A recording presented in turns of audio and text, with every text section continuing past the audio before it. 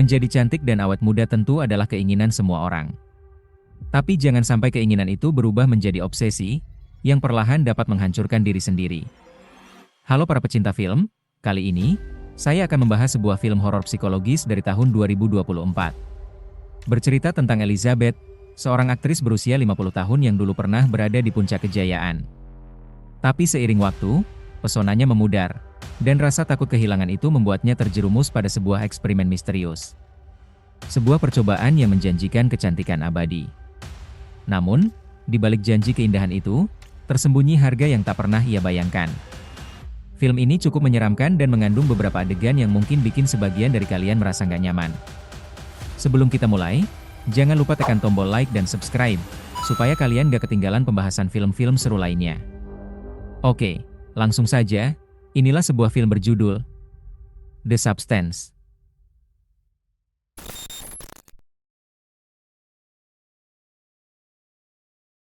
Film ini dibuka dengan memperkenalkan tokoh utama kita, Elizabeth Sparkle, seorang aktris berusia 50 tahun yang telah meraih kesuksesan besar dan bahkan memenangkan Oscar.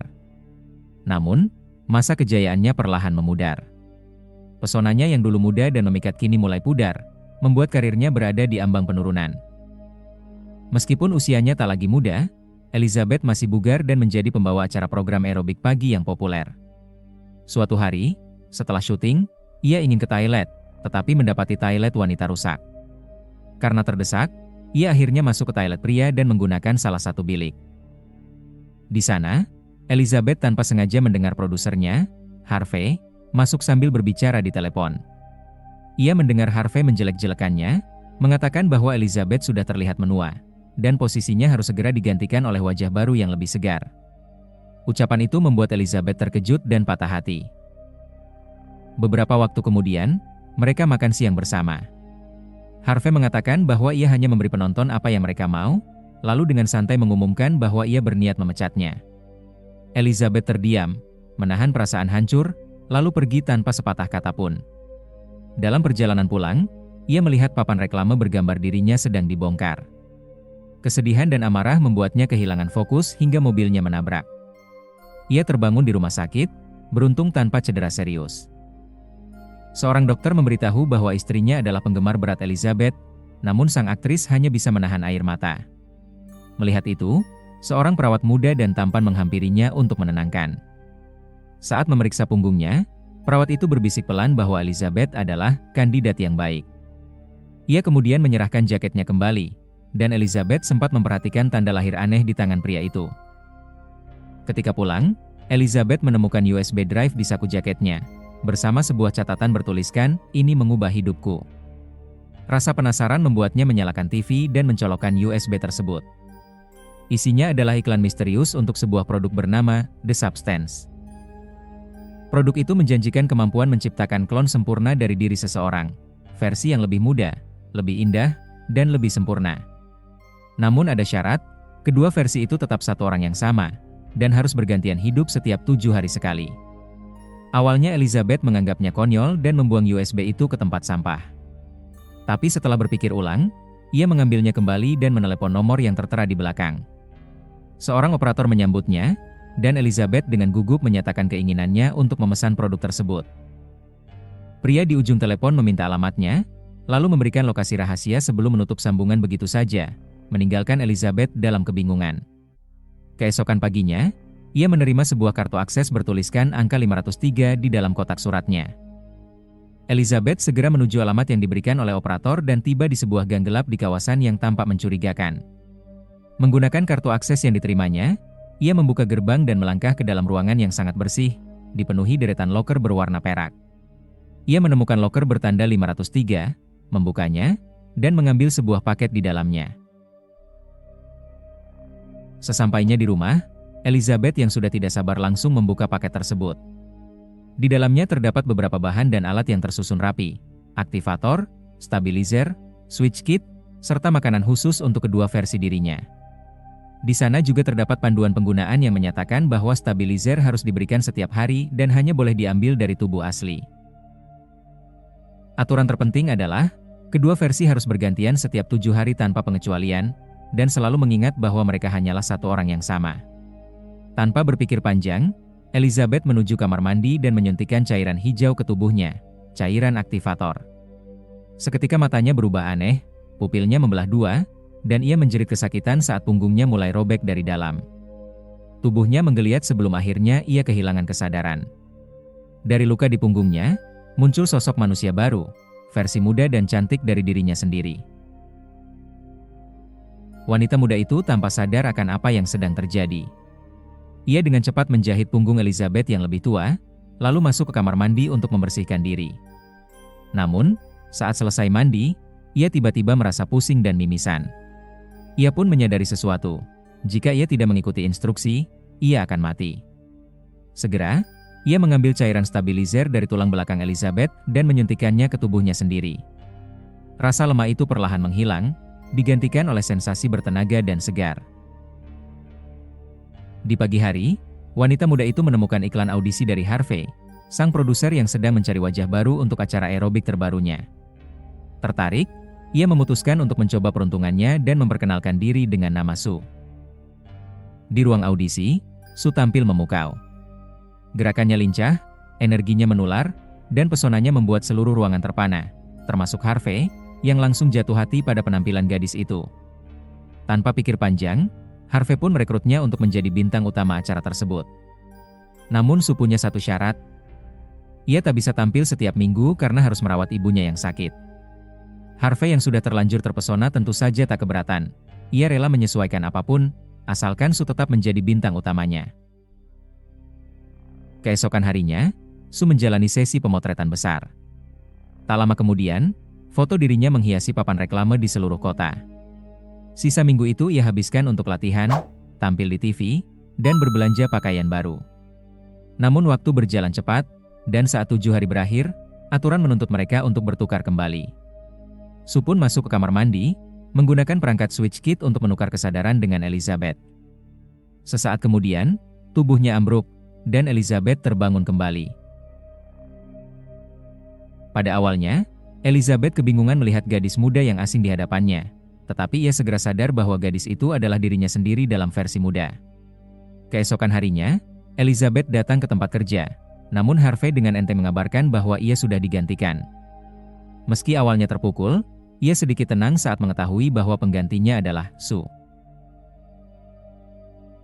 Sejak saat itu, hari-harinya menjadi kosong, hanya diisi dengan menunggu waktu pertukaran berikutnya, menonton TV, dan menyiapkan refill The Substance untuk minggu selanjutnya. Elizabeth kini tampak seperti kehilangan semangat hidup. Satu-satunya hal yang masih ia pedulikan hanyalah popularitasnya. Ketika masa 7 hari berikutnya berakhir, Sue kembali mengambil alih tubuh dengan penuh semangat. Ia menghabiskan hari-harinya dengan pemotretan, iklan, dan tampil di berbagai acara bergengsi.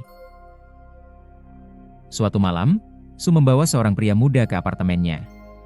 Mereka berciuman di ruang tamu dengan gairah yang memuncak, namun tiba-tiba hidungnya berdarah. Ia sadar, waktunya bertukar tubuh sudah tiba. Tapi alih-alih mengikuti aturan, Sue pergi ke kamar mandi dan menghampiri tubuh Elizabeth yang tak sadarkan diri. Tanpa ragu, ia mengambil tabung stabilizer dan menyedot lebih banyak cairan dari tulang belakang Elizabeth. Setelah itu, ia merasa lebih baik dan kembali bersenang-senang dengan pria tersebut, tanpa memikirkan akibatnya. Keesokan paginya, ketika Elizabeth terbangun, ia ketakutan mendapati salah satu jarinya membusuk. Panik, ia segera menelepon operator dan menjelaskan bahwa Sue telah menyalahgunakan waktunya. Ia meminta solusi, namun pria di ujung telepon hanya menegaskan bahwa aturan harus ditaati dengan ketat, dan kerusakan yang terjadi tidak bisa diperbaiki. Ia hanya menyarankan agar mereka lebih berhati-hati ke depannya. Sore harinya, Elizabeth pergi ke sebuah kafe. Di sana, ia merasa diperhatikan oleh seorang pria tua yang terus menatapnya. Saat memperhatikan lebih dekat, ia melihat tanda lahir di tangannya, sama persis dengan milik perawat muda yang dulu menanganinya di rumah sakit. Tak lama kemudian, beberapa barang jatuh dari saku pria itu. Elizabeth melihat sebuah kartu akses bertuliskan angka 207, identik dengan kartunya sendiri. Saat itulah ia sadar, perawat muda itu dan pria tua ini adalah orang yang sama. Pria itu kemudian menyapanya dengan tenang, menanyakan kabarnya. Elizabeth menjawab singkat bahwa ia baik-baik saja. Pria itu lalu memperingatkan bahwa cepat atau lambat, versi muda mereka akan mulai memakan versi asli, hingga sulit membedakan siapa yang berhak untuk hidup. Ia menatap Elizabeth dan bertanya dengan nada datar, "Apakah versi mudamu sudah mulai menghabisimu?" Elizabeth tak sanggup menjawab. Ia hanya bangkit dan meninggalkan kafe dengan langkah gemetar. Beberapa minggu berikutnya, Sue semakin terkenal, menjadi bintang nomor 1 di negara itu. Harvey dengan bangga memberitahu bahwa sejak Sue bergabung, rating acara mereka melonjak tajam. Stasiun TV pun ingin menjadikannya pembawa acara untuk program tahun baru. Sue sangat gembira, dan rela melakukan apapun untuk mempertahankan posisi itu. Apapun, kecuali mengikuti aturan. Ia mulai mengambil lebih banyak cairan tulang belakang dari tubuh Elizabeth setiap kali bertukar. Akibatnya, kondisi Elizabeth memburuk drastis. Tubuhnya menua dengan cepat, kulitnya membusuk, rambut dan giginya mulai rontok. Dalam waktu singkat, ia tampak seperti wanita berusia lebih dari 100 tahun. Ketika Elizabeth mencoba mengadu kepada operator, ia hanya mendapat jawaban dingin. Masalah itu adalah tanggung jawab mereka sendiri. Operator menambahkan bahwa Elizabeth bisa menghentikan semuanya kapan saja, tapi Elizabeth tidak sanggup kehilangan versi mudanya yang begitu sempurna. Hari-hari berikutnya, Elizabeth tenggelam dalam minuman keras dan makan berlebihan, mencoba melupakan kenyataan pahit yang harus ia jalani setiap kali kembali sadar. Namun saat mereka bertukar kembali, Sue mendapati rumah dalam keadaan berantakan, kotor, bau, dan menjijikan. Ia benar-benar marah dan frustrasi. Tak lagi tahan dengan tingkah Elizabeth yang terus menghancurkan diri sendiri. Hari itu, Sue akhirnya melanggar batas. Dengan emosi memuncak, ia menyedot sejumlah besar cairan stabilizer dari tubuh Elizabeth, lalu menyimpannya ke dalam beberapa tabung, bertekad untuk menunda pertukaran tubuh selama mungkin. Waktu berlalu cepat. 3 bulan kemudian, Sue hidup mewah bersama kekasih barunya. Acara besar yang sudah lama ia impikan, program tahun baru, akhirnya akan digelar keesokan harinya. Tapi di momen penting itu, hidungnya kembali berdarah, tubuhnya melemah, dan ia mulai merasa sangat sakit. Panik, Sue bergegas untuk menyuntikkan stabilizer, tapi mendapati semua cadangan telah habis. Dengan sisa tenaga, ia menelepon operator dan memohon agar dikirimkan lebih banyak cairan. Namun jawaban yang ia terima justru membuatnya putus asa. Sumber satu-satunya adalah Elizabeth, dan mereka harus melakukan pergantian tubuh untuk memperbarui pasokan. Sue mencoba menjelaskan bahwa ia memiliki acara penting besok, tapi operator tak peduli dan langsung menutup telepon. Dalam kondisi lemah, Sue merangkak ke kamar mandi, memulai proses pertukaran tubuh secara paksa. Di saat yang sama, kekasihnya mendengar suara gaduh dari kamar mandi dan pergi memeriksa. Namun sebelum sempat masuk, Elizabeth sudah terbangun. Kini dalam wujud yang mengerikan, tubuhnya bongkok dan rusak. Dengan suara parau dan menakutkan, ia berteriak menyuruh pria itu pergi. Ketakutan setengah mati, lelaki itu langsung kabur meninggalkan apartemen. Elizabeth kemudian menatap cermin dan hampir tak mengenali dirinya sendiri. Kulitnya membusuk, wajahnya hancur, dan matanya tenggelam dalam cekungan gelap. Dengan tangan gemetar, ia menghubungi operator dan mengatakan bahwa ia ingin mengakhiri semua ini. Operator hanya menjawab singkat, bahwa paket terminasi akan dikirim ke lokernya. Lalu telepon terputus. Keesokan paginya, Elizabeth mengambil paket terakhir itu dari loker dan membawanya pulang. Ia menyeret tubuh Sue yang tak sadarkan diri ke ruang tamu, membuka kotak tersebut, dan menyiapkan suntikan termination fluid, cairan untuk mengakhiri koneksi antara mereka selamanya. Namun tepat sebelum menyuntikkan, ia melihat seikat bunga di meja, lengkap dengan kartu bertuliskan ucapan, "Semoga sukses untuk malam ini." Seketika, rasa iba muncul. Elizabeth mengurungkan niatnya dan mencoba membangunkan Sue. Tapi sebelum sempat melakukan apapun, Sue tiba-tiba terbangun. Cairan terminasi yang setengah disuntikan menyebabkan gangguan fatal, membuat keduanya sadar secara bersamaan dalam tubuh terpisah. Begitu melihat jarum suntik yang tergeletak di lantai, Sue langsung sadar apa yang akan dilakukan Elizabeth. Dengan amarah membara, ia menyerang Elizabeth dan keduanya terlibat dalam pertarungan brutal di ruang tamu. Setelah perkelahian panjang dan berdarah, Sue akhirnya berhasil menghabisi Elizabeth, memukulinya hingga tewas.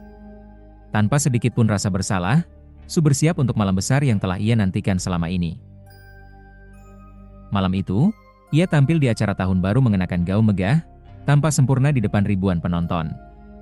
Namun kebahagiaan itu tak bertahan lama. Karena tidak memiliki cairan stabilizer, Su mulai merasa tubuhnya melemah.